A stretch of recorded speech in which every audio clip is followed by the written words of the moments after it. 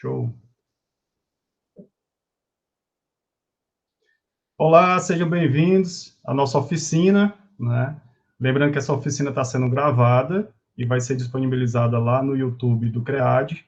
Então, eu peço aí no chat que vocês coloquem autorização, um ok, uma boa tarde, dizendo que concorda aí com a nossa gravação.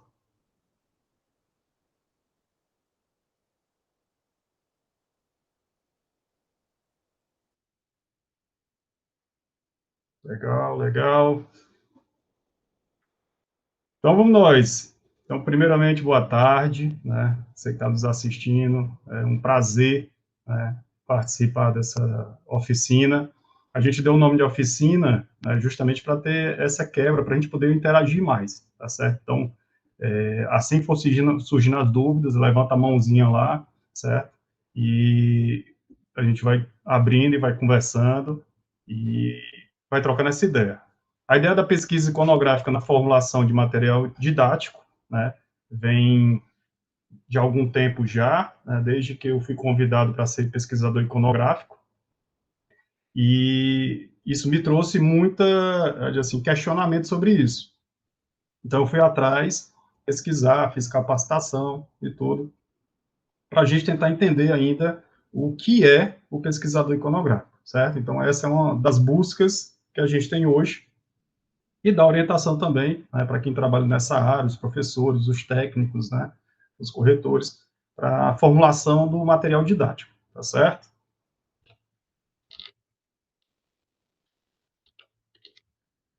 Então, deixa eu me apresentar, né, meu nome é Glauter Maia, certo?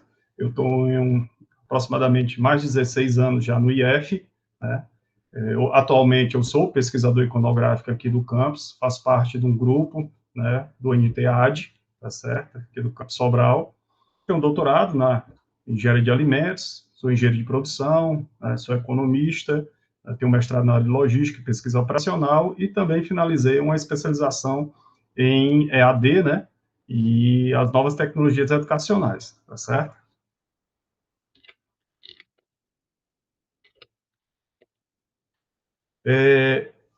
Hoje a nossa agenda, né, vai perpassar, né, justamente para um momento de reflexão, certo? Que é entender um pouco mais qual a importância do uso da imagem para o material didático, certo? Então, essa reflexão ela tem que ser destacada até porque nós temos diversas leis, diversos direitos que a gente vai discutir e também a questão de acessibilidade, tá certo? É uma questão a ser tocada também e a gente vai conversando sobre isso. Vamos falar um pouquinho sobre pesquisa iconográfica, certo? O que é, né, o que, que a gente tenta abordar aqui fazendo parte do NTAD, o nosso direito autoral, né, o direito de imagem, os recursos educacionais abertos, o REA, o Programa Nacional do Livro Didático, esse Programa Nacional do Livro Didático, ele sai em edital, né, vou mostrar um edital, um link do edital, deixar para vocês, lembrando que esse material aí, quem está na oficina, vou mandar por e-mail também, tá certo? E as licenças, né?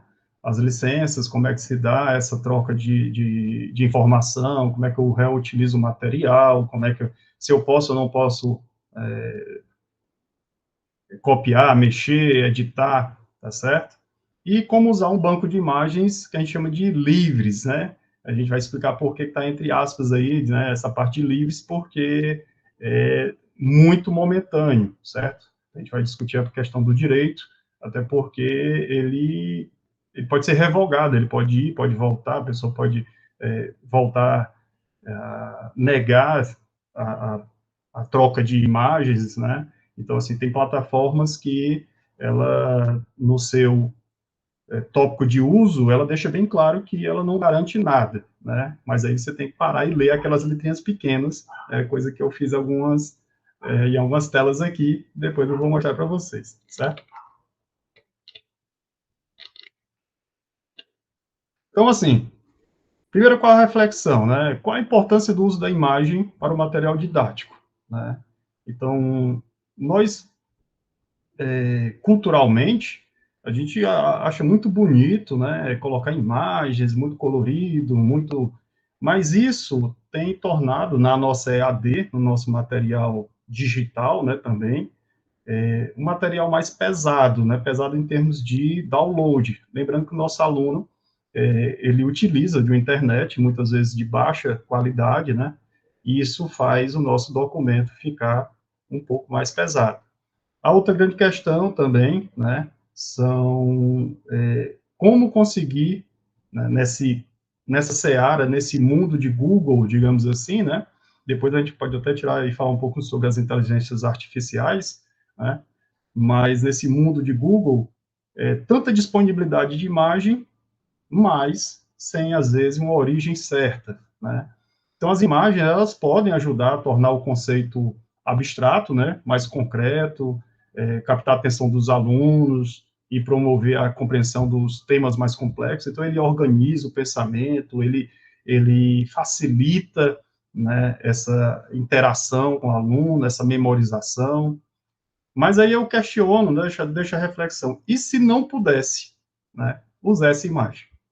Como você poderia descrevê-la de forma clara, né, representativa por meio de palavras? Seria possível? Né? A grande questão é por que, que nós fazemos visita técnica? Nós fazemos visita técnica normalmente para mostrar algo que a gente não consegue demonstrar em sala de aula, né?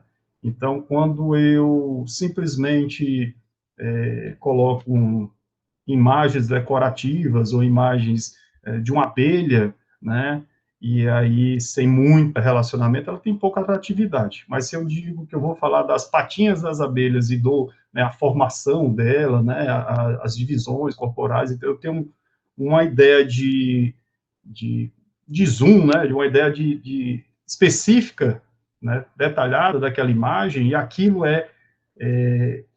facilita a visualização, então ela se faz necessário realmente, tá certo? Então, imagine num mundo que você não pudesse usar a imagem. O que que você conseguiria descrever? Será que é possível descrever? Né? Até porque, como eu disse, nessa parte de acessibilidade, toda vez que a gente usar a imagem, é interessante a gente fazer uma audiodescrição, né, ou descrever o que o leitor deveria estar retirando da imagem, até porque alguns softwares de acessibilidade, ele precisa interpretar essa imagem, né, e descrever para aquelas pessoas que têm alguma necessidade específica, certo?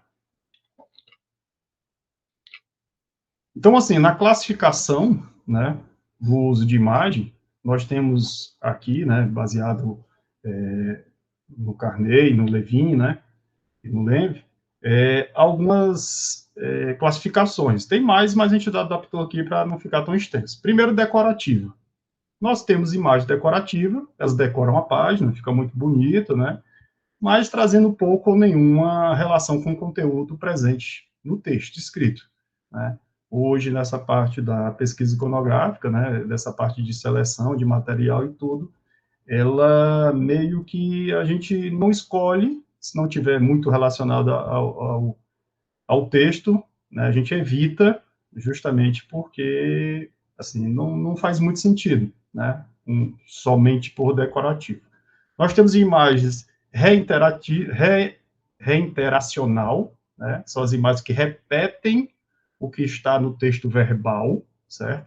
Ocorrendo uma exposição adicional ao conteúdo do texto, certo? Então, ele reforça aquela ideia, certo? Então, também tem pouco ainda, é como se tivesse uma reta aqui, né, e ela vai aumentando o nível de atratividade, de importância, digamos assim, do uso da imagem, certo? Nós temos imagens também, uma classificação representacional, né? Ela exibe parte ou, né, a completude do conteúdo, né, o conteúdo completo, presente no texto verbal, certo? Temos a interpretativa, que ajudam a clarear o texto, né? Ela simplifica, ela facilita, né, para que realmente possa se compreender melhor. E temos a transformacional, que inclui justamente esse sistema de fixação, esse sistema hemenônico, né? Competentes designados para melhorar a retomada da informação. Ele traz uma ideia de de memorização, a ideia de fixação do conteúdo, de percepção. Então, a nossa reflexão do uso da imagem é sempre essa: eu consigo demonstrar em sala de aula, ou eu precisaria fazer uma visita técnica para o aluno conseguir ver o que eu não consigo mostrar em sala de aula, né?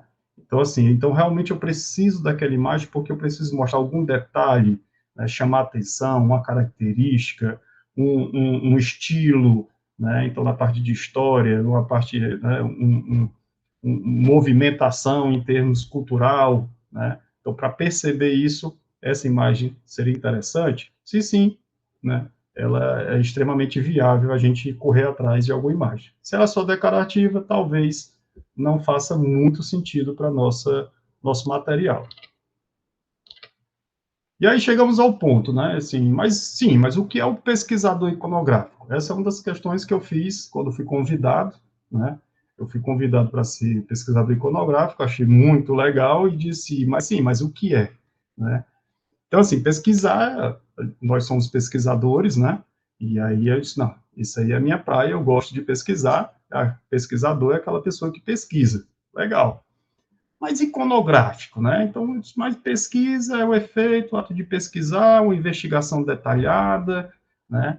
E essa iconografia vem da onde, né? Esse é o grande questionamento, né? Então, é o conhecimento da representação das imagens, a arte técnica de representar por imagens, a descrição de imagens, material visual, né? Que documenta todas as civilizações.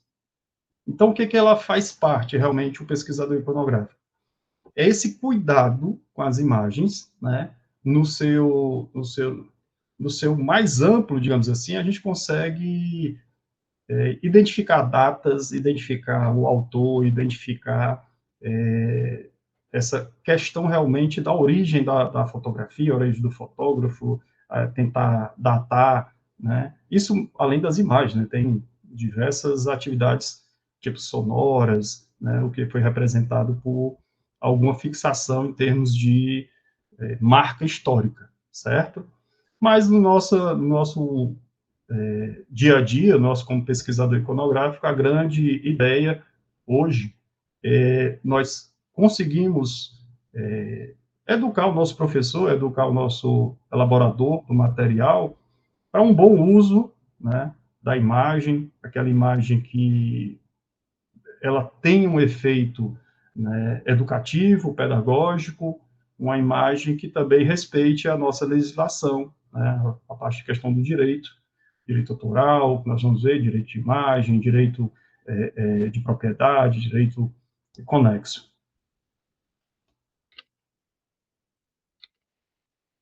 Curadoria, certo?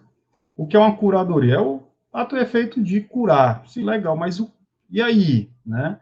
É aquele que tem a incumbência de organizar, de providenciar a conservação de obras de museu, galeria de arte. Então, a ideia da gente é justamente a gente questionar, conversar, entender a importância desse áudio, dessas imagens, né, desse vídeo. Então, a gente consegue trocar uma ideia com o docente elaborador, né, para que a gente consiga tirar o melhor do material, né? Então, essa é a grande ideia do pesquisador iconográfico. Então, qual o papel do pesquisador iconográfico? O papel essencial do pesquisador iconográfico se revela na sua capacidade de orientar, né, de curar, né, essa curadoria, de selecionar o recurso didático, certo? Abrangendo imagens, ilustrações, charges, mapas históricos, diversos recursos digitais.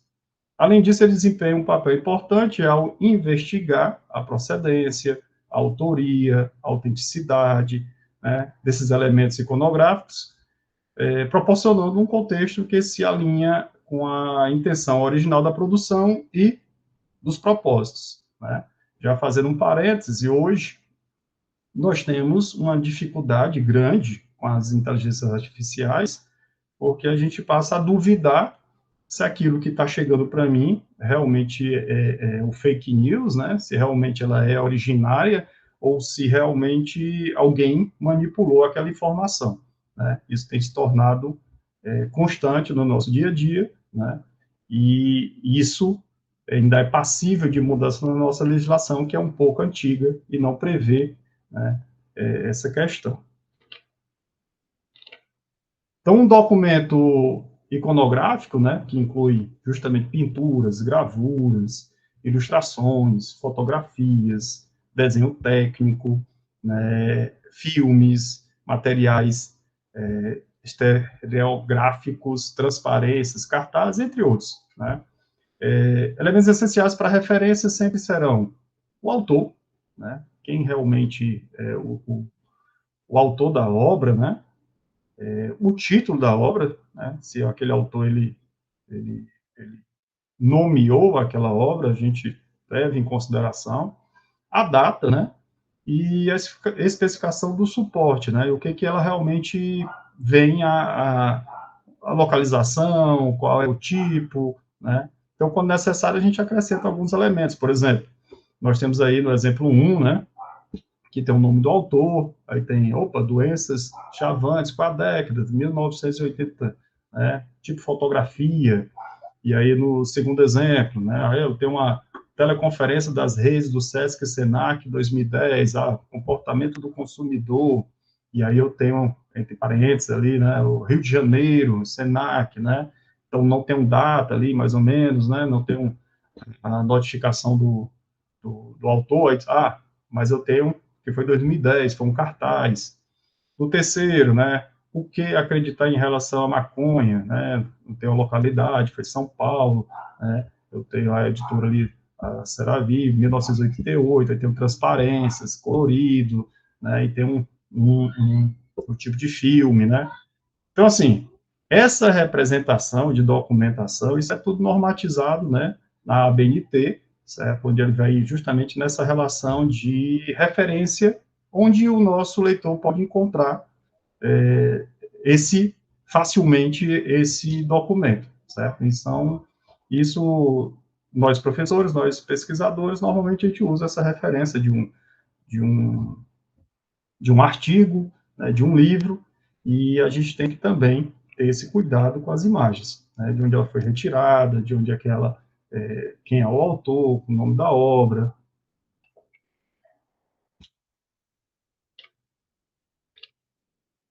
E entramos no direito autoral, certo? Direito autoral, também conhecido como o direito do autor, né, ou propriedade intelectual, tem como objetivo proteger, né, as criações intelectuais de natureza artística, literária, científica ou cultural.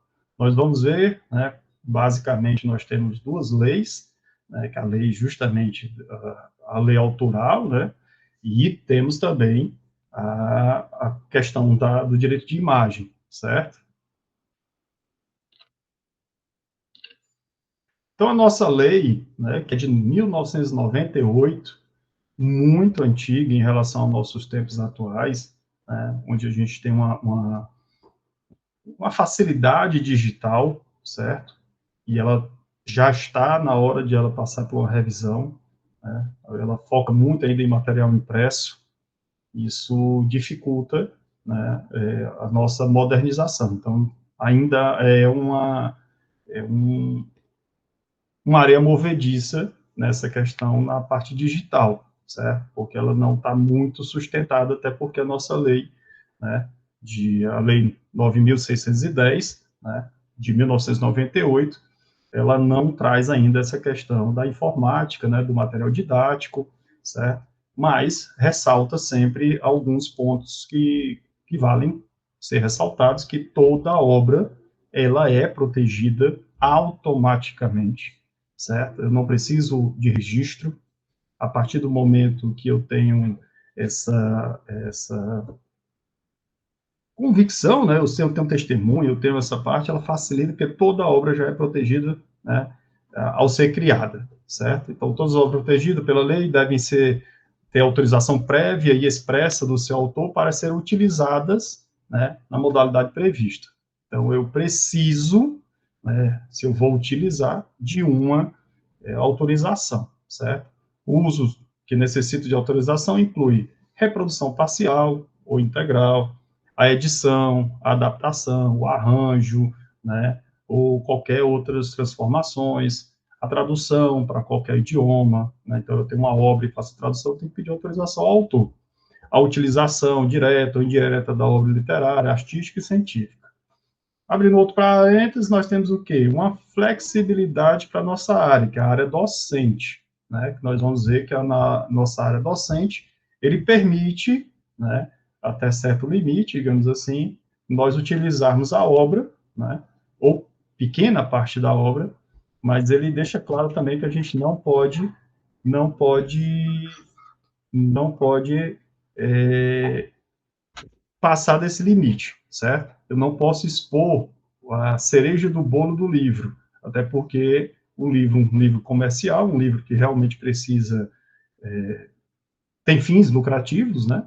Então, se eu entrego o coração, digamos assim, a pessoa comprou o livro só para pegar aquela imagem ou pegar alguma coisa assim, eu estou entregando o valor econômico, isso é passível também, né, de processo jurídico, né, civil, administrativo, certo?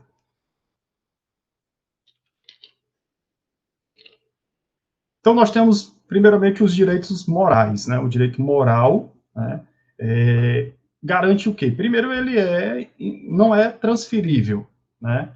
Então, se o autor gerou aquela imagem, bateu aquela foto, ou desenhou, ou criou aquela música, é dele, né? Apesar dele poder vender, que é outro tipo de direito, né? Ele repassar esse direito, esse patrimônio, né? Direito patrimonial, mas eu tenho que sempre cuidar e zelar pelo direito moral dele. Eu não posso nada que prejudique a reputação do autor.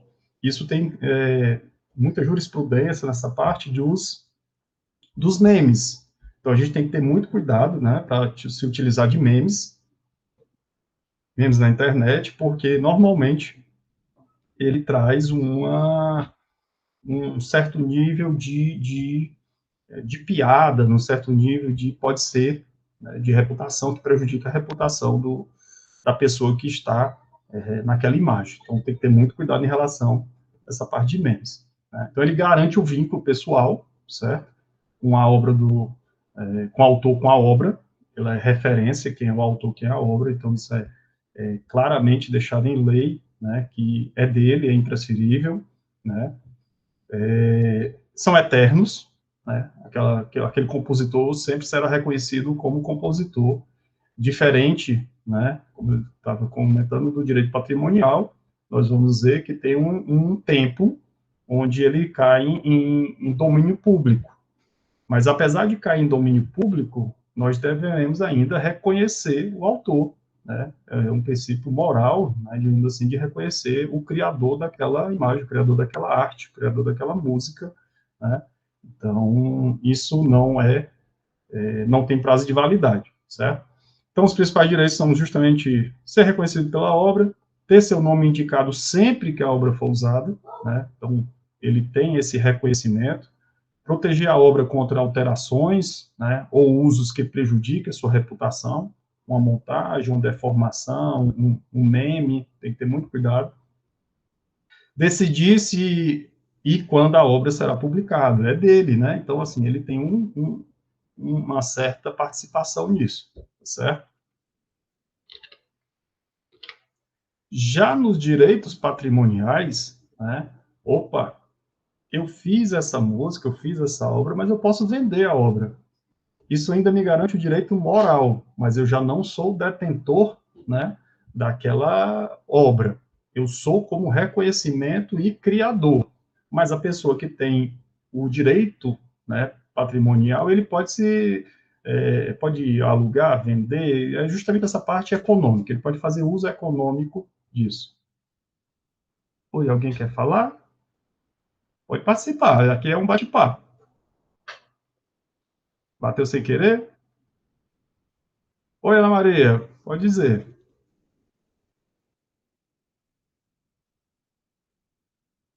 Seu microfone está desligado, Ana.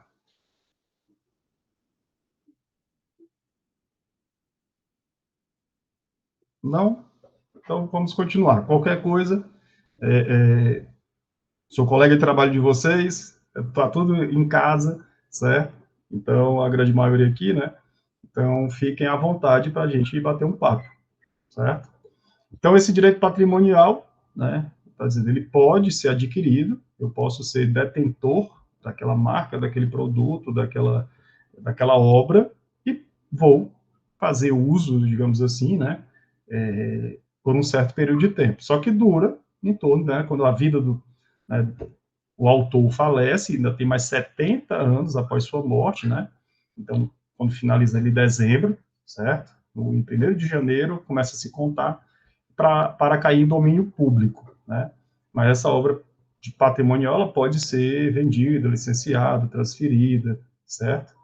Então, temos como exemplo, vender, alugar, né, licenciar, adaptar obras, produzir filmes, produtos, entre outros.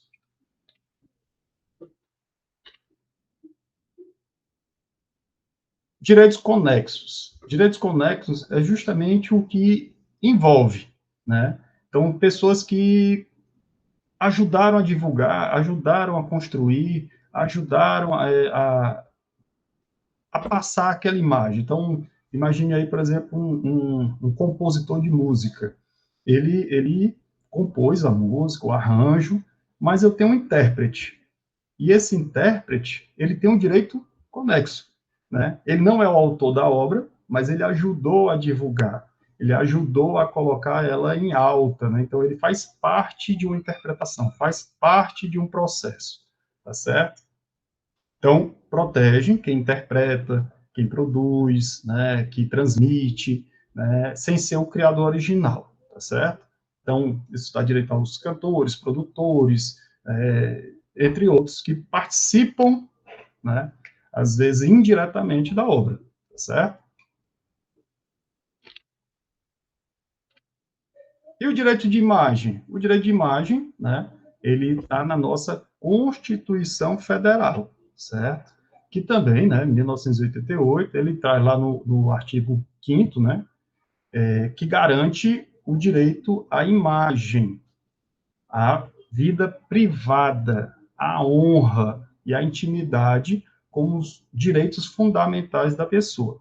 Essa parte aí, ela deixa bem claro que é a vida privada. Se você é uma pessoa pública, a partir do momento que você está em exercício, né, então o presidente da República em exercício, ele pode ser fotografado, certo? O presidente da República, em sua intimidade, na sua vida particular, ele não pode ser fotografado sem a sua autorização, certo? Então, um artista, né, uma pessoa no palco, ela está exercendo a sua atividade, então ela faz parte de uma parte pública. Então, ela poderá ser fotografada, ela está ciente disso. Agora, na sua vida privada, né, no seu íntimo, ela não poderá ser fotografada, ninguém pode ser fotografado sem a sua concessão, certo? Então, ele estabelece que a violação desses direitos gera o dever de indenizar por dano moral, né, ou material. A imagem de uma pessoa só pode ser usada com o seu consentimento. Opa, professor! Boa tarde, Walter. Você me escuta? Sim, sim. Bateu uma dúvida agora aqui na diferença da vida privada e na vida pública, na minha atuação. Eu, no caso, como professor, um aluno pode bater uma foto minha? Eu tenho o direito de Pronto. reclamar, vamos dizer assim, de uma foto minha? Ele abre um precedente, né, em alguma jurisprudência, porque quando se fala na parte educacional, ele não aborda isso. Então, apesar, porque tem a parte pública, né? Então, assim, se você vai para uma passeata, e aí um ambiente público, onde tem muitas pessoas, você também está apto a tirar uma foto, né? Desde que não seja você o principal, digamos assim, depende do zoom, certo? Já na parte educacional, ele fala que não, ele não tem direito de bater essa foto, assim como a gente também não tem direito de bater a foto dos alunos. Então, a gente, ao fazer uma prática e bater uma foto, a gente deve pedir autorização, né, mesmo que para a área educacional, esse uso da imagem do aluno também, tá certo?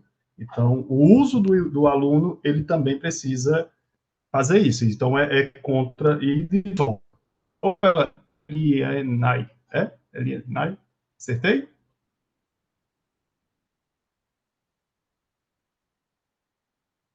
Alieneia, né? Alieneia. Elinéia, Desculpa. professor. Elinéia, desculpa. O meu já é complicado, Glauco, e eu ainda leio errado dos outros. Oh, Jesus. Deixa eu lhe perguntar, tirar uma dúvida. E assim, nós fazemos muitas imagens das crianças aqui na escola, e nem sempre sai bem o rosto, né? Mas sai assim, a lateral, as costas, isso. E assim, geralmente a gente pede a autorização das famílias, mas um termo bem simples. Não é nada assim autenticado, nada, é um termo só autorizando para uso pedagógico, para as oficinas, para material, se no caso a secretaria pedir. Isso complica, pode ser ou não pode? Pronto. Essa parte educacional, ela tem só um parênteses justamente que é o lado comercial, né? Então, como você faz parte de uma secretaria, de uma instituição pública, normalmente sem fins lucrativos, fazendo parte justamente da parte do governo, tem que se ter esse cuidado da autorização, né? Mas essa autorização é bem simples mesmo, né? É para a pessoa ter ciência, né? Do uso, para onde vai ser publicado, como vai ser publicado e até o tempo também, né, que você vai poder, porque aí agora já temos também a legislação geral, né, de proteção de dados, né, e aí, para que você vai estar com a imagem minha guardada? Essa parte que você diz que, eu bato foto contra a luz, eu bato foto na lateral, eu bato foto, isso facilita, digamos assim, né, a passar desse pente fino, porque realmente você não tem um reconhecimento direto do aluno. E sendo usado para uma boa causa, como diria o outro, sem fins jocosos, sem fins depreciativos e tudo, e com esse consentimento, normalmente não tem jurisprudência, não tem nada em relação a isso. O detalhe é quando se usa, por exemplo, numa passeata, né, de um certo candidato, e aí se tem um foco em uma pessoa que está usando aquela determinada blusa, defendendo daquele, e ela se arrependeu, depois de algum tempo, de estar voltando naquele candidato, né? Então, ela não tem interesse de ser ligado, né, àquele candidato, e isso está eternizado naquela foto. Então, se eu consigo identificar, se ela está com aquela camisa, se ela está naquele começo, aquilo ali pode me dar um prejuízo, tá entendendo? Então, uma criança que ela tem que ter a responsabilidade dos pais, né, a autorização dos pais por ser menor de idade, mas dificilmente o pai que acredita na escola, que colocou lá, vai ser contra o colégio, digamos assim, né, a menos que seja a fundos financeiros, né, econômicos.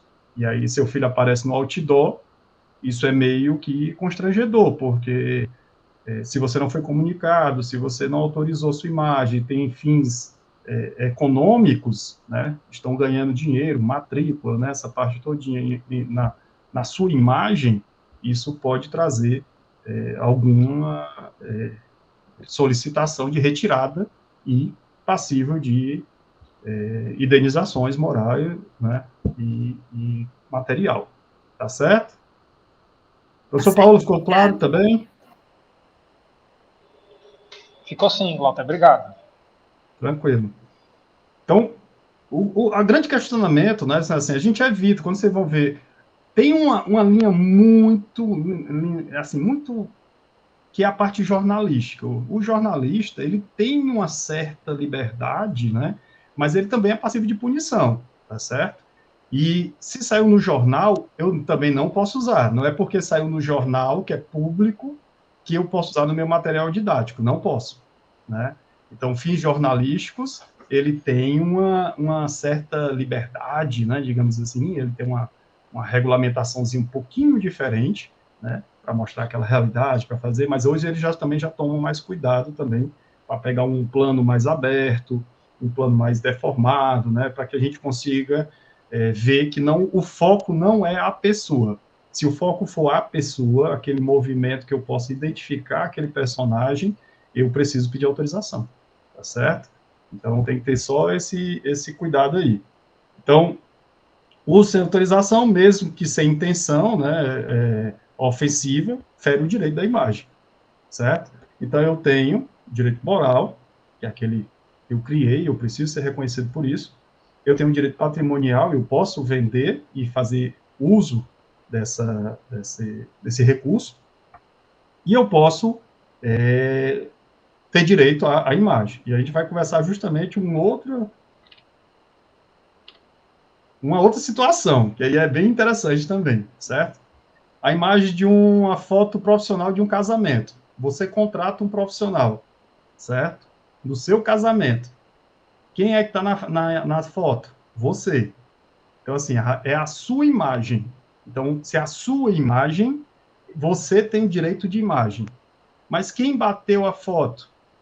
Quem bateu a foto foi um fotógrafo, né, profissional. Né, foi o fotógrafo Paolo.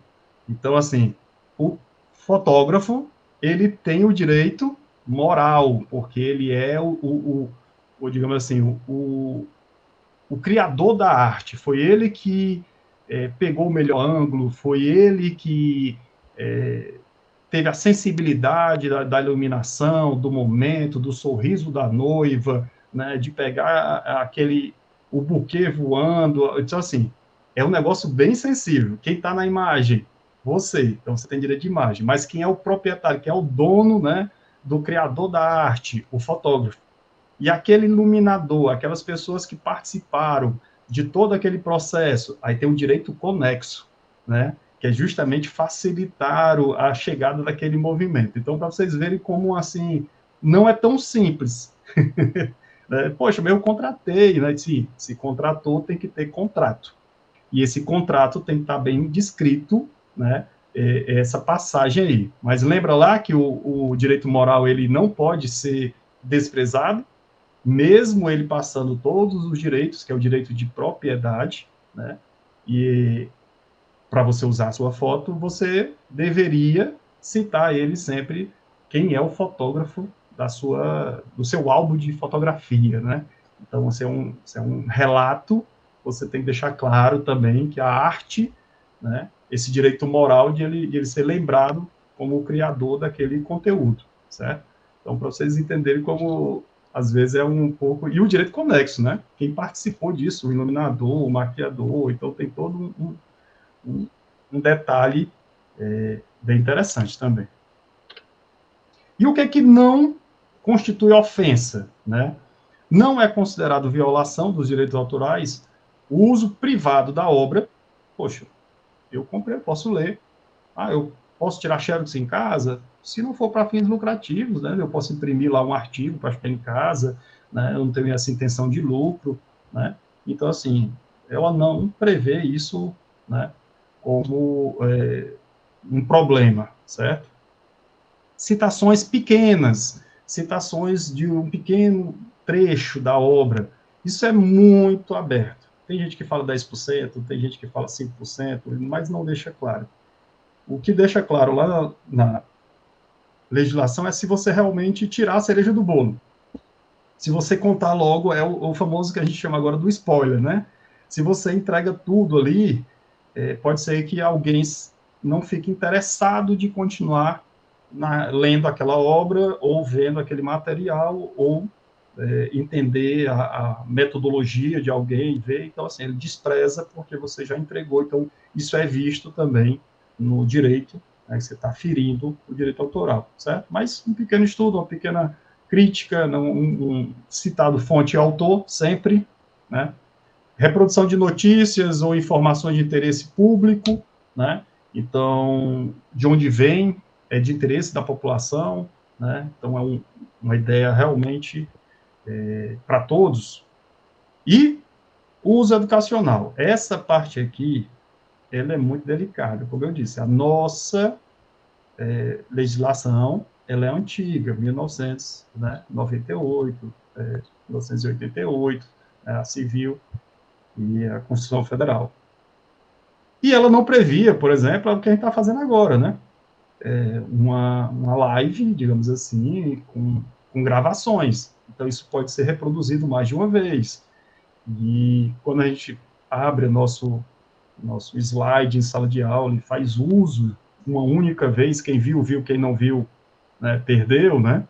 E aí fica na memória de quem viu, mas a partir do momento que eu torno isso um produto, eu salvo, eu gravo, né, e faço uso de uma imagem, e não pedi os direitos da pessoa, e não citei a pessoa, né, e não, isso complica mais.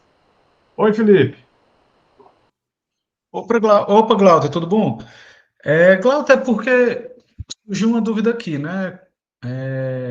A gente encontra muito material completo na internet, livros que, que alguém escaneou e está ali, né, no mundo virtual, né? Isso é fato.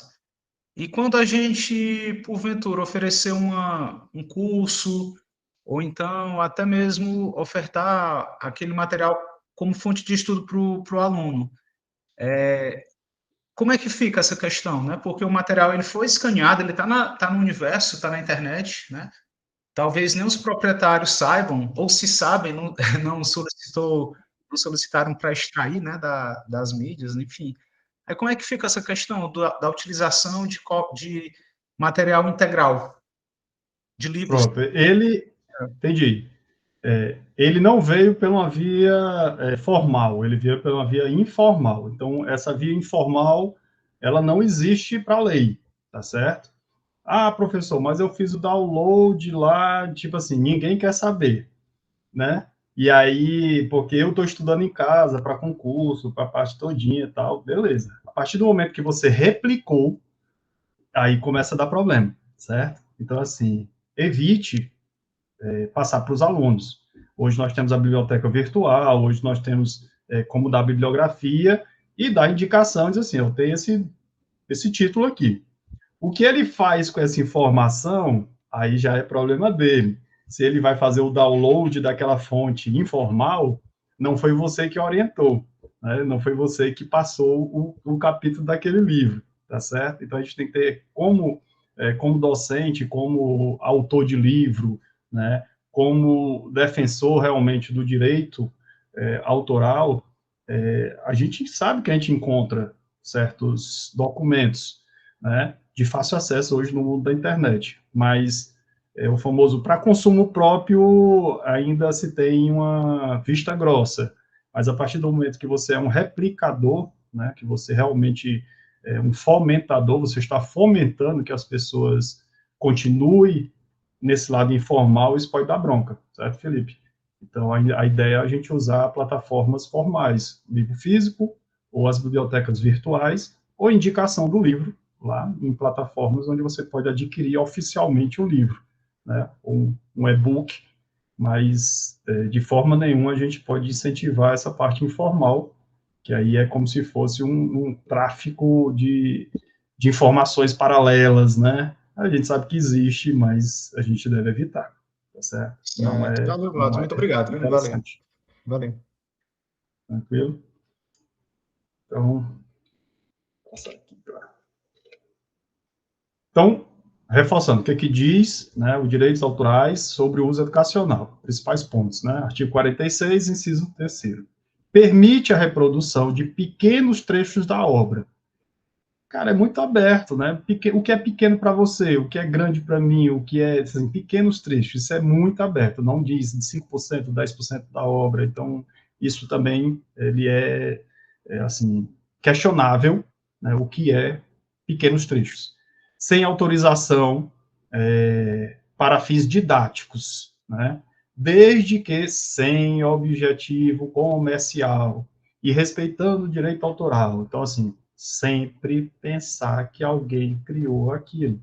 Se alguém criou aquilo, nós deveremos dar o nome do pai, digamos assim. Quem foi que é o pai da criança? Tem que estar lá bem descrito, certo?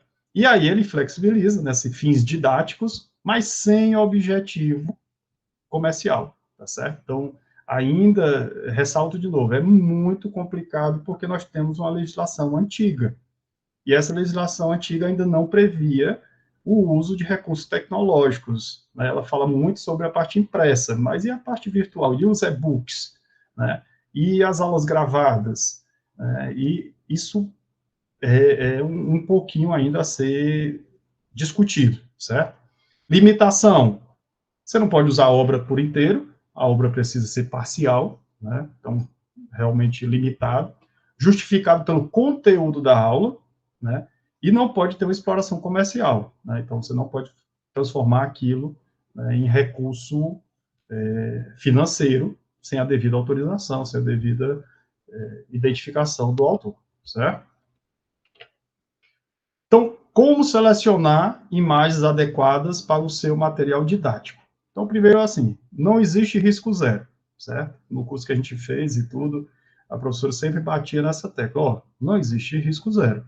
O que existe, né, são chances menores de alguém vir contra aquele fato. Por exemplo, a questão do colégio, que a professora colocou, é uma questão que praticamente o pai, às vezes, se orgulha do menino estar estudando naquele colégio. Então, se o filho der para notar que a sinueta é do filho, talvez ele fique feliz, né?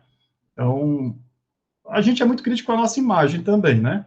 Então, quem bate foto, quem sai em foto, sabe que, poxa, eu poderia estar sorrindo mais, eu poderia ter aberto mais o olho, poderia estar mais assim, mais assado. Então, a gente é muito crítico com a nossa imagem. Então, talvez você não goste de sua foto. Quem editou lá, quem fez, achou muito bonito, mas você está se sentindo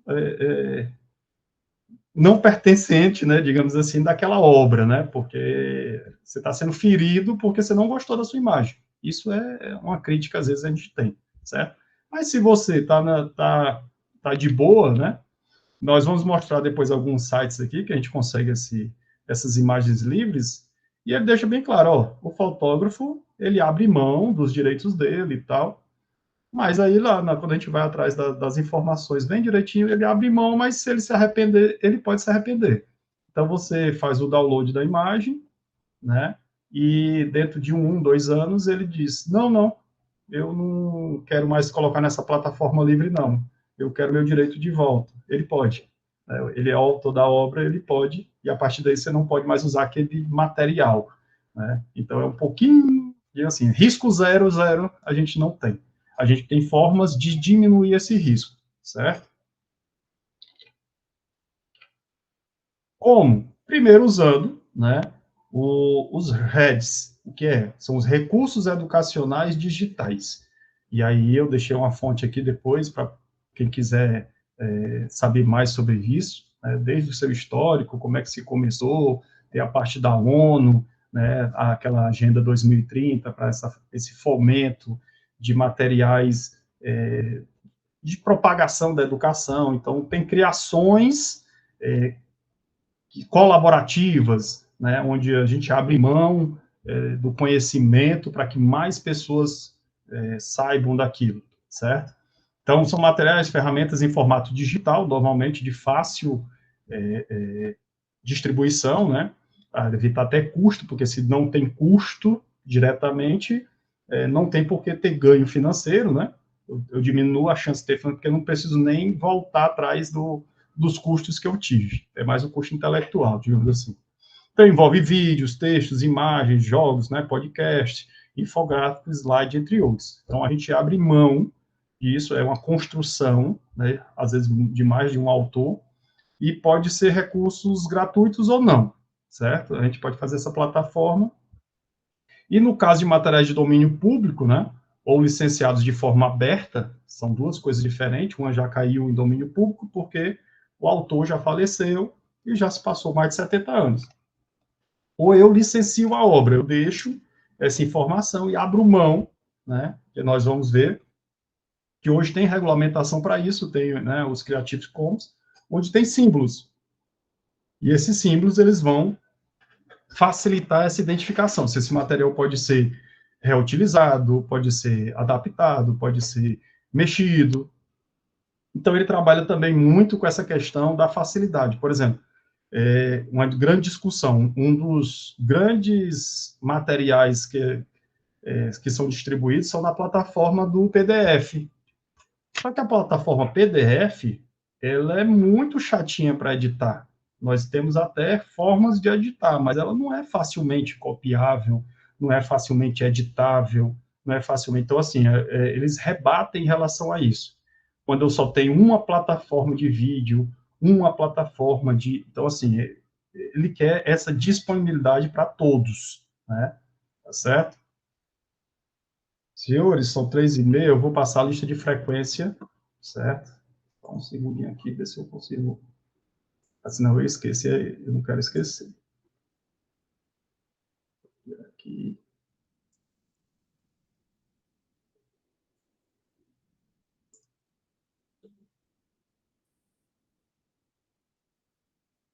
Deixa eu ver nos comentários.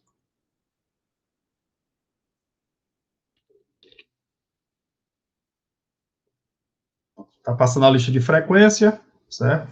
Quem puder já ir colocando aí, fique à vontade. Então, nós temos os heads, né? Esses heads, eles são fontes de informação com excelente qualidade, né? E ele vem com esse objetivo, que a gente possa trocar material sem essa pegada econômica, sem essa pegada de caça às bruxas, né? De quem é o autor, eu quero sair na foto, eu quero sair no palco, no palanque. Então, é uma abertura de conscientização para que essa propagação do conhecimento chegue para todos. Então, a gente consegue, através desses recursos educacionais digitais, certo?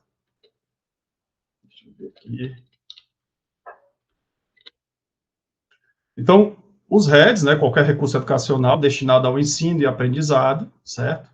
Que estejam disponíveis gratuitamente para educadores e alunos, sem a necessidade de pagar direitos autorais ou taxas de licença, né? Tem como os dois princípios fundamentais o uso das licenças, né, que oferece maior flexibilidade e legalidade no uso de materiais educacionais. Então, eu preciso, né, eu quero, eu divulgue aquela informação com o máximo de pessoas, com o máximo de...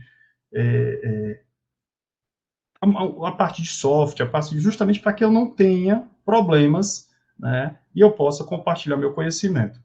A adoção de formatos técnicos que sejam fáceis, acessíveis e editáveis, como eu comentei, o PDF, como tem alguns softwares que são limitados, só abre naquele software, então eles são contra, eles querem realmente que o PPT, né, o do PowerPoint, ele abre em qualquer aplicativo de apresentação, né, nada que traga grandes detentores de marca, né, como o próprio pacote Office, né, então ele quer quebrar isso e trazer de uma maneira que mais pessoas tenham acesso, tá certo?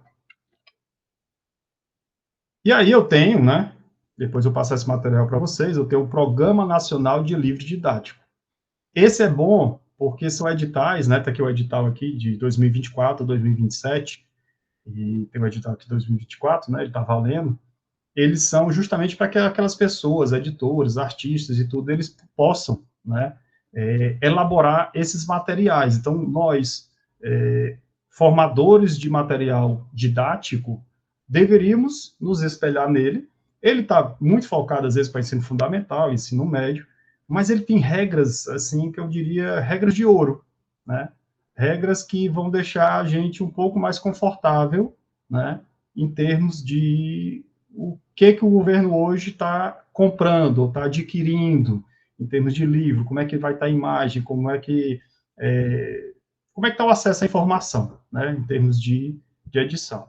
E eu trouxe esse link, que vai ficar acessível para vocês, né, mas eu trouxe um recorte, que é ser adequada à finalidade para as quais foram elaboradas.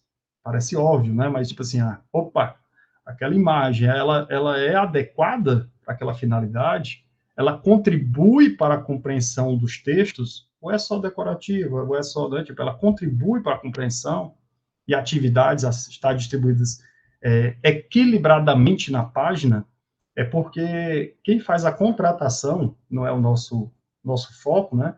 Ele tem que dizer para onde vai aparecer aquela imagem. Ele tem que dizer se a imagem é capa, se a imagem ela vai ficar no lado direito ou no lado esquerdo, né? Pronto, Wesley. Hoje, a parte da legislação de acessibilidade, ela é escolhida, sim, ela é definida, a gente tem que criar uma estrutura para o máximo de acessibilidade, principalmente através do soft. Por exemplo, imagens texto, o que é uma imagem texto? É você cria um texto dentro da imagem, né? É como se fosse aquele que a gente usa lá, os memezinhos, né? Você tem um texto da imagem. O soft não consegue ler aquilo. Então, a gente deve evitar ao máximo, né? Fazer uma imagem texto. Porque se eu tenho um equipamento, um software de leitura, né? Para a pessoa que tem baixa visão, né? E o software ele não vai conseguir ler, porque ele entende só como uma imagem, né? Então, você teria que botar uma autodescrição, porque aquela imagem texto, ela não faz parte. Então, as cores, é muito complicado, a gente, às vezes, sem informação e tudo, definir cores, né? Porque tem pessoas que, o próprio daltônico, né? Então, assim, tem essa parte, por exemplo, da parte de soft. Clique aqui. Para matar uma pessoa, né? Tipo assim, clique aqui aonde, né? Então, assim, clique no botão verde. Se a pessoa tem daltonismo, ela não vai ver o botão verde, né? Então, assim, assim, a gente tem que pensar no todo, certo? E a lei diz isso, tá certo? A lei diz que a gente tem que pensar nessa questão. Então, quando de caráter científico, respeitar as proporções. Então, se é uma fruta e essa fruta ela não é conhecida, ou é um inseto e esse inseto não é conhecido, eu não posso simplesmente colocar essa imagem de qualquer jeito num livro. Eu tenho que colocar proporções. Então, para que aquela pessoa que nunca viu aquela fruta, ela tem ideia de proporção, certo? Então, se eu tiro uma foto lá e boto um zoom, ela uma página toda, eu perco a noção de qual tamanho é essa fruta. Ela é tamanho de uma goiaba ou de uma melancia, né? Então, eu tenho que dar um jeito, uma referência, né? De uma moeda, de uma palma de uma mão, de alguma coisa para a gente ter uma referência de qual o tamanho daquele inseto, qual o tamanho daquela fruta, porque isso pode trazer mais características, mais identificações para o usuário, certo? Está acompanhado dos respectivos créditos, né? Isso aí é quase que claro, né? Eu tenho que identificar a pessoa, identificar a localização, as fontes. Então, por exemplo, a gente tem que ter muito cuidado com estereótipos. Então, se você colocar, por exemplo, produtos naturais no Google Imagens, vai sair só como se fosse a parte primária, né?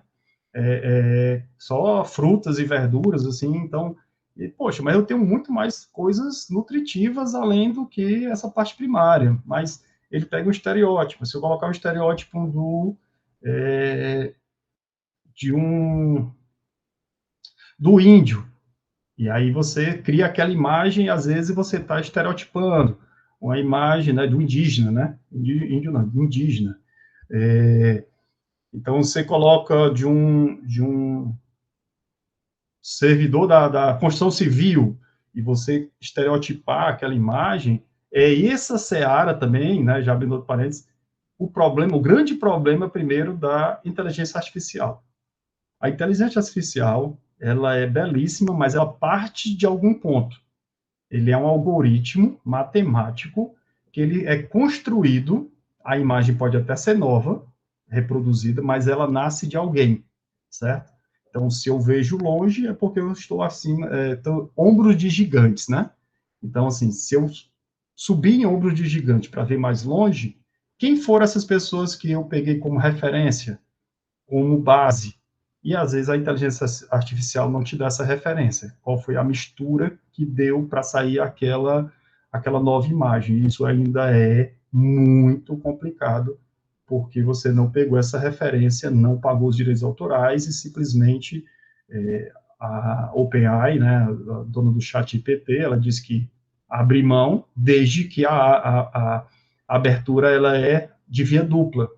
Toda vez que você pega uma parte da tua tese, uma parte da tua dissertação de mestrado e joga lá para ela corrigir, para ela criticar, você também está abrindo parte daquela parte da tua obra. Tem que ter muito cuidado, certo? Quando você pede para ela corrigir uma música, ou fabricar uma música, né, ou corrigir alguma coisa, você também está entregando a tua criatividade, o teu intelecto, né, para a máquina. Então, assim, ela também, quando cria, ela te dá, ela é parceira, mas toda vez que a gente alimenta a máquina, a gente também está abrindo mão de algumas informações. Então, ainda é muito obscuro aí, não deixa muito claro para onde nós vamos. Então, tem que ter muito cuidado com a inteligência artificial. Se possível, assim, ainda evitar, porque não tem ainda nenhum respaldo jurídico o uso da inteligência artificial, desde que a nossa legislação é antiga, certo? Está acompanhado dos respectivos créditos, como eu falei, apresentar títulos, legendas, fontes, datas. Então, é interessante identificar, né, a localização, né? Eu estou aqui na praia de, dizer o nome da praia, dizer o nome da... por quê? Porque faz parte da parte cultural, né, geográfica. Então, tem um pouco disso também, certo? Então, de entregar um pouco mais para o leitor, o usuário, né, onde é que está se passando aquela imagem. Explorar, né, diferentes formatos de ilustração, isso a gente sair da mesmice, né? Então, hoje é muito utilizado, por exemplo, a parte de infográficos, né, uma novidade, né, aquela história do infográficos, onde é que eu consigo realmente desenhar, sair só da tabela ou da foto, né, e aí diferentes tipos de figura, gráfico, desenhos, fotografias, reproduções, pinturas, imagens, né, mapas. Mapas é bem interessante também, porque mapas a gente tem lá do IBGE, que ele abre mão, né, tem lá nas suas direitos de uso, ele abre mão, desde que citada a fonte, diversos tipos de mapa, certo? O print do Google, do stream, né, do Google Maps, ele já foi questionado também, certo? Porque você está fazendo uso de uma imagem gerada por uma empresa, então foi ela que tem aquela detenção daquela foto, mas perdeu, digamos assim, né, na justiça, porque o print que a pessoa deu faz parte, uma pequena parte de um todo, né? E assim, ela estava representando só, tipo, a rua dela, né, ou a cidade dela. Então, assim, então, assim, a justiça liberou como se não. Mas para você entender que o Google é uma empresa. E a partir de que ele é uma empresa, ele gerou a imagem, ela é dono daquela imagem. Então, eu não posso simplesmente dar um print de um Google e achar que ela é livre porque está ali na internet. Tá certo?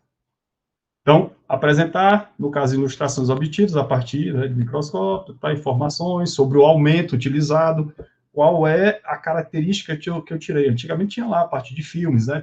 Filmes, tantas poses, tantas, né? Então tem uma descrição melhor. Hoje, na inteligência artificial, algumas pessoas estão citando a inteligência, né? Foi foto feita no chat GPT com o prompt. Aí você, com prompt, 2 pontos. Aí você cola o prompt que fez gerar aquela imagem. Prompt é a linha de comando que você teve participação. Cada foto gerada ela é diferente porque ela depende da linha de comando, que a gente chama de prompt. Então, quando você vai citar, as pessoas estão citando a inteligência artificial, você está colocando a imagem e está colocando fonte, né? OpenAI, né, que é do chat GPT, gerado pela inteligência artificial, chat GPT, com o prompt, aí você coloca o teu prompt. Isso foi eu e ele, né? A gente divide aqui a autoria, digamos assim, né? E aí, como a gente não sabe a responsabilidade hoje ainda dessas inteligências artificiais, né? O banco de dados dela, isso ainda está em aberto, certo? Utilizar ilustrações que representam relação contexto, isso faz parte, né?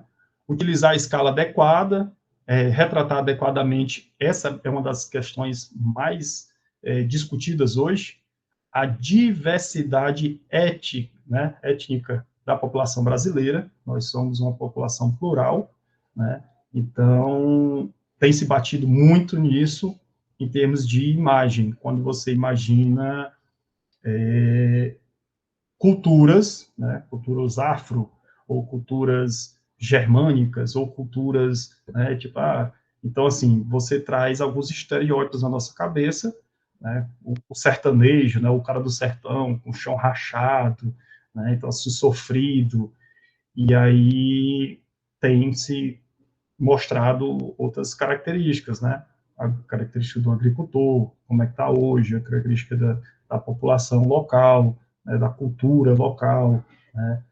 De um terreiro, de um pescador ou uma pescadora, né? Então, tem muito do feminismo também. Olha, Wesley, tem uma brincadeira que a gente tem nessa parte da inteligência artificial, é que, eu não me lembro quem, mas pegou um material que ele fez propriamente, né, e pediu para verificar, não sei se era uma tese, né, ou alguma coisa, uma época que nem tinha inteligência artificial, assim, facilmente, né, e ele colocou e deu, tipo assim, essa tese está com 80% de inteligência artificial. Então, assim, é muito complicado, né, dizer se ela é humanizada ou não, né, tem humanização nessa é um robô, né, é um algoritmo matemático, e a gente pede para que ela cada vez mais seja sensível, né, eu faço uso de inteligência artificial e eu faço como meu suporte e não como meu fim, né? Ela é meu meio, não como meu fim. Então a gente tem que ter só esse cuidado para usá-la como fim, tá certo? Mas não tem como fazer verificação. Ainda vai sair, estão se estudando como se fosse um selo, né? Um selo de verificação, né? Um selo realmente de. Mas hoje na parte científica, se você colocar aí no Google aí dessa parte a quantidade de artigos hoje gerados por inteligência artificial, e eles vão atrás de algumas palavras-chave, né, que a máquina termina repetindo muito. E aí eles conseguem identificar, né, que algumas coisas são reproduzidas ou melhoradas através de inteligência artificial. Não é para ser condenado, né, porque a inteligência artificial ela vem para nos auxiliar, para nos ajudar, mas infelizmente tem gente usando, às vezes de má fé, evitando. Tem muito e-book gerado aí, né?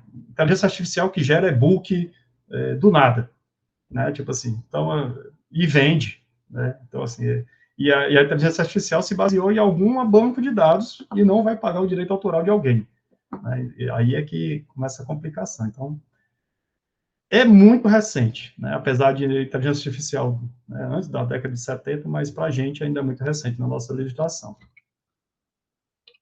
E aí as nossas licenças, né? Nós temos licenças Creative Commons, se você colocar justamente na internet Creative Commons, você vai facilmente achar, lembrando que esse material vai ser disponibilizado para vocês, né? Onde você tem alguns símbolos que facilitam nosso dia a dia. Quando você pegar um livro, um e-book, né, quando você pegar uma foto, normalmente ele já tem essas identificações, onde o autor abre mão ou ele compartilha com você, né? Então, ele deixa, pode ser utilizado, mas tem que ser utilizado igual, né? Você atribui ao dono, mas você tem que ser igual como começou. O outro, ele diz, opa, eu até deixo você usar, desde que não seja para fins comerciais. E o outro diz, tem que ser compartilhado igual. Outros, não, eu aceito variações. Então, isso assim, isso vai de acordo com cada autor, certo? Deixa eu ver aqui, que eu acho que essa outra está até melhor. Pronto. E aqui, né, depois vocês vão receber o material, vão ler com calma, mas permite que os outros distribuam, remixem, isso é, adaptem, né, ou criem obras derivadas. Então, ele permite que você mexa, né? Ela é menos restritiva. E já tem outros lá que eu não autorizo. Essa licença é mais restritiva, a última aqui, né? Onde das nossas 6 licenças, né, permitindo a redistribuição, ela comumente é chamada de propaganda grátis, pois permite que os outros façam download das obras licenciadas e as compartilhem, contanto que mencione o autor, não pode modificar a obra, nem utilizá-la para fins comerciais, nem... Então, assim, ela tem umas limitações, né? Então, vai depender muito do que o autor liberou. E hoje é utilizada essa parte do Creative Commons, certo? E é facilmente utilizado, eu vou mostrar aqui para vocês como é que a gente consegue observar. A outra questão, né, passando até rapidinho aqui, é a questão do YouTube, certo? Professor, eu vi um material muito bom no YouTube, posso utilizar? Pode, mas tem que lembrar que normalmente as pessoas estão fabricando o YouTube para ser monetizados. Então, se eles são monetizados, eu não posso fazer download, porque se eu faço aquele vídeo virar um MP4, né? Se eu faço um download daquele vídeo e coloco no meu material, e as pessoas assistem aquele vídeo de acordo com o meu material, o autor da obra, ele não vai gerar monetização, ele não vai conseguir contabilizar quantas pessoas visualizaram. Então, assim, o mais interessante é compartilhar com ele. Então, é o quê? Pegar e colocar o link do colega. Esse vídeo é muito bom, legal. Então, você bota o link, a pessoa acessa o link, do link entra na página do autor, quando ele assistir, o Google vai saber, ele vai ser contabilizado e ele vai ser pago por isso. Entenderam? Que é diferente da gente fazer um download. Quando a gente faz um download, eu tenho o produto e aí o produto sou eu, né? Eu peguei para mim. Quando eu boto o link, eu dou o direito, né, do autor receber essa monetização, essa visualização, né, e todo esse processo. Então, usar YouTube pode ser fins didáticos, desde que você cite o link. É uma das orientações, né? Então, nós temos ferramentas, por exemplo, de domínio público, né? Lembrando que tem a lista de frequência aí, hein? Tem a lista de frequência. Quem puder fazer a lista de frequência, tá aí no chat. Né? Qualquer coisa eu boto de novo, certo? Domínio público, como o nome já diz, né? É domínio público, mas eu preciso citar o autor, né? Essa aí é uma questão de direito moral. Eu posso até tirar o direito lá patrimonial, não pertence mais a ninguém, já é domínio público, mas o autor, ele não tem data. Então, eu tenho um site, né, de domínio público, onde eu posso achar materiais de fácil, sem essa licença, digamos assim, controlada, né, porque é uma licença aberta, é um domínio público, mas eu preciso ainda citar a fonte, certo? Os tipos de materiais que podem, né, no decorrer das aulas, né, segundo Rocha, aqui os docentes têm a liberdade de utilizar diversos tipos de materiais, né, seja na íntegra ou em parte, durante o desenvolvimento de suas aulas. Isso inclui a utilização de materiais com fins de apresentação, ilustração, crítica e debate do conteúdo. Portanto, qualquer material relevante para que o tema em questão, independente de estar protegido, direitos autorais ou não, pode ser apresentado durante a aula, seja ela presencial ou online. Mas deixa aí, né, tá aqui o Rocha aqui, que é Direito Autoral e Educação Aberta e à Distância, ele é de 2020, né, mas deixa ainda a desejar, justamente ele não fala a história da gravação. Eu fazer uma aula síncrona, né, quem viu, viu, quem não viu, não viu, né, então, assim, ela é de uma geração de crítica, uma discussão, de propagação do ensino, legal, sem fins comerciais e nada. Mas quando isso vira um produto, e se eu salvo, e se eu gravo, ainda pode dar bronca, certo? Então, a gente tem que evitar, realmente, e principalmente citar sempre a fonte. Então, buscando sites, né, com Creative Commons, né, no próprio Google, quando a gente utilizar o Google Imagens, né, então, quando vocês forem pesquisar, não tem um Google acadêmico, né, que a gente dá aquela filtrada, a gente consegue também dar uma filtrada com o Google Imagens. Você vai no Google Imagens, aí tem uma ferramentas, um botãozinho lá, ferramentas. Quando você clicar em ferramentas, aí você vem e aperta lá, seleciona licenças Creative Commons. Isso não garante que 100% é Creative Commons, mas já dá uma filtrada, né? Já dá uma limpada bastante no que você está procurando, certo? Então, no Google, também é assim. Você coloca lá a tua busca e o nome da tua busca no Google Imagens, vai em ferramentas, você vai em licença Creative Commons. E depois confirma se realmente ela está liberada, certo? É interessante sempre confirmar, porque o Google também tem algumas falhas. Aí eu tenho alguns bancos, né, que eu vou deixar aqui para vocês, né, como o Pixabay, certo? O uso de imagens sem royalties, né, royalties free. Normalmente, como são sites que tem um custo de manter um site no ar, ele também abre para venda. Então, normalmente, no primeiro roda-texto, né, nem rodapé, mas roda-texto ali, ele tem algumas marcas d'água que ele está te oferecendo uma imagem mais profissional para fins comerciais, digamos assim, se você comprar ela, né? Então, vocês vão perceber isso, que é um site free, mas está vendendo também imagens, certo? E aqui na licença, né, sujeitos à licença, pode ser usada para todos os fins comerciais e pessoais, sem atribuir o autor do conteúdo. Então, é como se ele abrisse, não precisa nem citar. Eu não diria bem isso, né? Se vocês observarem, depois a gente coloca justamente, via Pixabay, né? E aí bota o arroba lá, aquele do fotógrafo, porque ele também pode mudar de ideia, certo? Então, ele tem dizendo aqui, você não precisa acreditar o Pixabay ou o contribuidor do conteúdo ao usá-lo, mas certamente será apreciado quando o fizer, né? Especialmente quando for de natureza editorial, onde os créditos da foto são mais habituais. Você pode fornecer o crédito no seguinte formato: por contribuidor via Pixabay.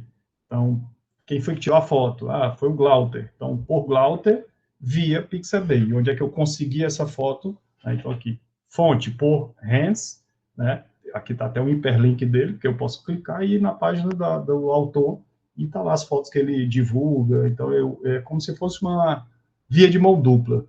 Eu estou divulgando a obra dele porque me interessa e eu deixo o link para que as pessoas se interessem pela obra dele e vão na página dele, onde ele vende, onde ele negocia as imagens dele, tá certo? Então, é meio que uma via de mão dupla. É por isso que ele abre mão dessas obras, né? Desde que ele seja reconhecido. E quem gostar do trabalho dele, clica lá, vai para a página dele e pode adquirir, ou pode conversar com ele depois sobre o material. Sujeitos ao uso proibido, né? Use conteúdos gratuitamente, use conteúdos sem precisar atribuir ao autor, né? Mas aí você não tem permissão para fazer com o conteúdo. Você não pode vender ou distribuir o conteúdo. Então, tem que ter muito cuidado com o que você vai baixar. Estou fazendo um livro, estou fazendo algum editorial, né? Então, você não pode usar o conteúdo de forma enganosa, né? Não pode usar o conteúdo de forma imoral, ilegal, que aí cai naquele conceito de direito autoral, né? Eu estou deturpando, trazendo uma forma de queimar a imagem do autor, né? Isso aí não condiz com o trabalho, certo?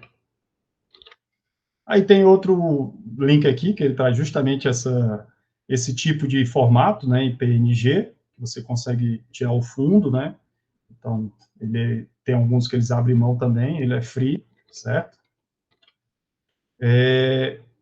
Eu trouxe aqui desse Wikimedias, né, Commons, ele vai trazer justamente essa atribuição aqui, né, atribui aos devidos créditos, à fonte, ao autor, a disponibilizar qualquer cópia.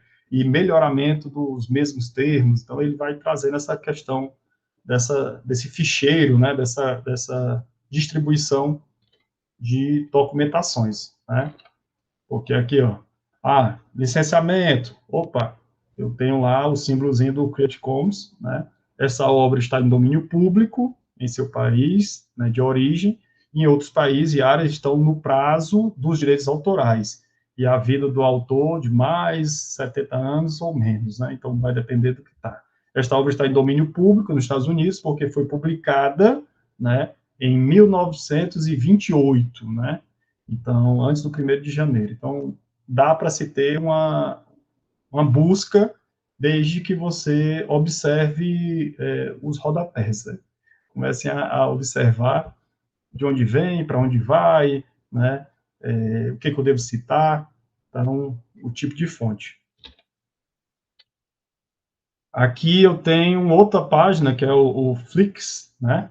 E aí, sempre que você colocar, né? Então, qualquer licença, lá no cantinho esquerdo e superior, ele vai assim, qualquer licença? Não, eu vou criar aqui todos os materiais com criações comuns, isso eu vou simplificar, e ele vai dizer, alguns direitos são reservados, aí cai de novo no Creative Commons. Quando a gente pegar um teclado de computador, que tem aqui a foto, por exemplo, ele vai dizer, opa, não pode usar essa foto para fins comerciais, você vai ter que identificar o autor e vai ter que copiar e colar igual, você não pode editar essa foto. Então, são algumas permissões que ele te dá, certo? Aqui outra banco de dados, né? O Deposit Photos, certo? Então, vai ficar com vocês depois como uma referência. Aqui eu tenho o PX Here, e aí fotos grátis, né? Ele vem sempre essa pegada do foto grátis, lembrando que ele tem fotos pagas também, certo? Mais um aqui, né? Aqui eu tenho mais um. Então, são sugestões, dicas para vocês poderem fazer essa curadoria, né? Procurar. Aí ele vem aqui, a licença, né? Todas as fotos podem ser baixadas e usadas gratuitamente. Fins comerciais e não comerciais. Então, ele está abrindo tudo aqui, né? Nenhuma permissão é necessária, embora a atribuição seja bem-vinda. Então, como dar o crédito? Então, ele vem dizendo, fotografia de fulano de tal, aí ele diz, opa, na qual plataforma, né? Então, é sempre bom dar uma acreditada em quem está fazendo isso. Aqui a parte de vetores, né? Vetores, fotos, vídeos gratuitos, tem a parte sonora também, né? E lindas fotos, que é a stock, né? Então, fica como uma referência de vocês. Onde é que eu encontro fotos que eu possa baixar com baixa licenças, né, digamos assim, licenças com menos restrições? Então, eu estou colocando aqui para vocês alguns nortes, algumas orientações, certo? Então, a gente consegue colocar aqui nas buscas, né, aqui Creative Commons, também consigo entrar. Aí eu tenho biblioteca de música, esse aqui é de música, né, onde eu posso usar para os meus vídeos. Eu sou youtuber, e aí eu não posso colocar músicas comerciais, né, porque se eu coloco músicas comerciais, eu tenho que pagar os direitos autorais. Então, tem músicas aqui que você pode utilizar, né, e tem que ter, eu lembrei, você tem que ter cuidado também, por exemplo, esse autor aqui bateu uma foto, né, como até a colega saiu. Dá para ver que tem pessoas, mas não dá para saber quem são. Você vai ver aqui o fundo, né, pessoas, são, né, lembra 3 pessoas, uma filmando, né, 2 rapazes ali meio que conversando, mas eu não consigo identificar, porque se eu identifico a pessoa, eu não posso só comprar a foto, eu também tenho que saber pedir a licença da imagem da pessoa que foi fotografada. Então, começa a complicar, né? Então, assim, eu não preciso só da autorização do autor, eu também preciso da autorização do direito de imagem de quem foi fotografado, né? E aí é uma outra pegada. Eu tenho esse aqui também, arquivos de internet, né, que ele vai trazer uma organização sem fins lucrativos, uma biblioteca digital de sites, internet, né, que ele vai trazer alguns documentos, artigos que o autor também abre mão da sua licença, né.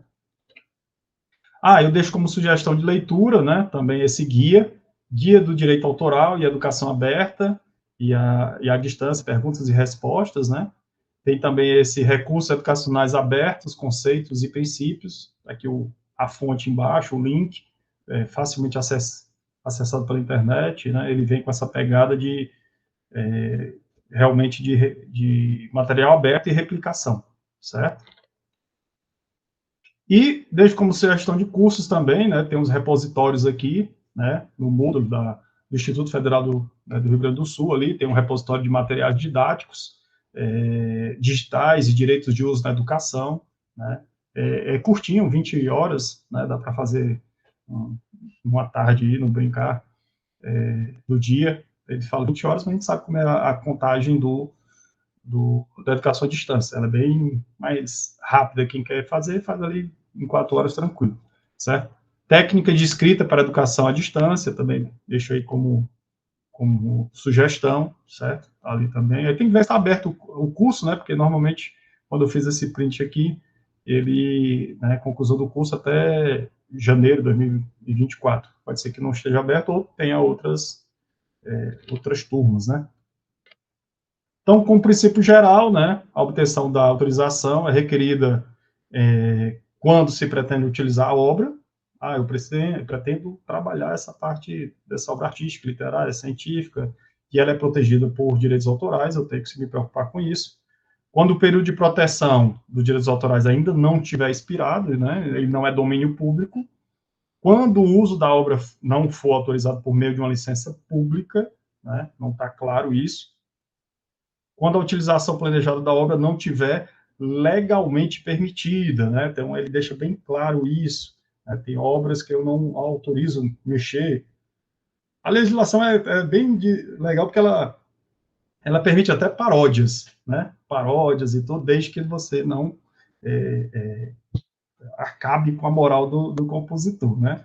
Mas ela tem uma liberdade poética também, né? Então, é fundamental, né, verificar a licença de uso, certo? De cada material, encontrado antes de utilizar. Então, a gente é responsável pelo que a gente coloca no nosso material, a gente é responsável, a gente tem que começar a pensar realmente, desde aquela primeira pergunta que eu fiz de reflexão, realmente essa imagem, ela é extremamente importante, ou eu consigo representar isso por palavras, né? Então, não, eu quero mostrar o detalhe do detalhe. Então, eu tenho que ter cuidado, colocar uma alta resolução, tem imagens para acessibilidade, para que não trabalhar com cores que a maioria das pessoas veja, que o soft consiga ler, né, para pessoas com baixa visão, o soft consiga fazer essa leitura. Então, é interessante estar sempre pensando nisso. E sempre é possível solicitar orientação e acesso aos materiais iconográficos a qualquer momento junto ao pesquisador iconográfico. Então, assim, quem está nessa luta, quem está nessa batalha aí do seu campus, né, e é pesquisador iconográfico, conte com a gente também, né, a gente já conseguiu desbravar algumas problemáticas, e eu me deixo também aqui, né, tem meu e-mail ali, deixo aqui a minha colaboração, certo? Então, quem é pesquisador iconográfico aí da sua região, né, vai receber.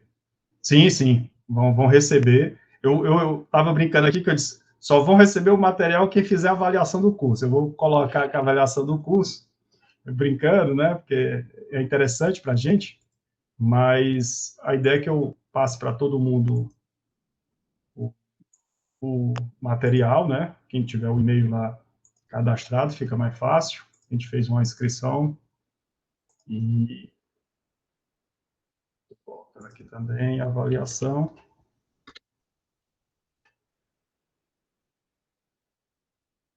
Pronto, coloquei aí a avaliação e também tem a frequência, né? Vou copiar de novo aqui a frequência.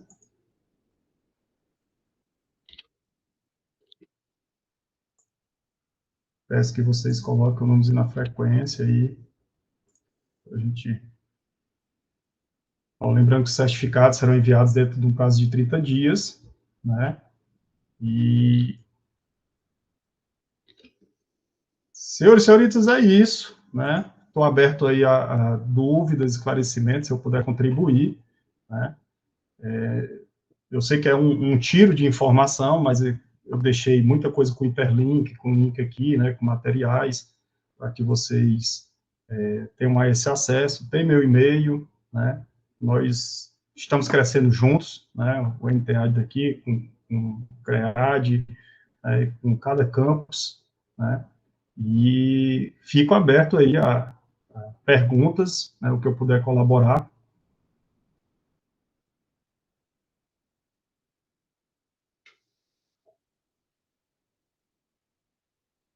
Ah, legal. E quem está assistindo, né, vai estar lá quem não conseguiu assistir, mas está assistindo agora, né, vai estar, agradeço as palminhas aí, né, essa parte virtual é, é bem interessante, o que a gente tem batalhado bastante com os nossos professores, é porque o ensino remoto, ele trouxe algumas memórias não tão boas quanto o que realmente é EAD, né? EAD é um negócio planejado, é um negócio organizado, ele é pensado, ele é feito de várias mãos, né? Nós temos corretores ortográficos, elevadores materiais, o administrador AVA, o pesquisador iconográfico e um coordenador. Então, assim, é interessante a gente fortalecer, né, o INTEAD do seu campus, é interessante realmente a gente participar, trocar ideias. Agradeço, Andrés, né, agradeço realmente. Dúvidas, sugestões?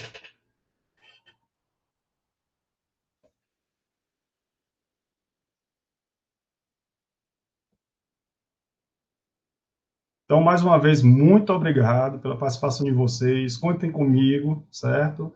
E aí, qualquer dúvida, vai chegar o e-mail com vocês com material, né? Peço que vocês avaliem, né, a nossa oficina, peço que vocês coloquem a frequência de vocês aí, né, para que realmente ganhem certificado, certo? E, desde já, meu forte abraço, certo? E vamos para frente. A EAD aí é a nossa linha de frente, né, para a gente fortalecer isso juntos, ok? Obrigado.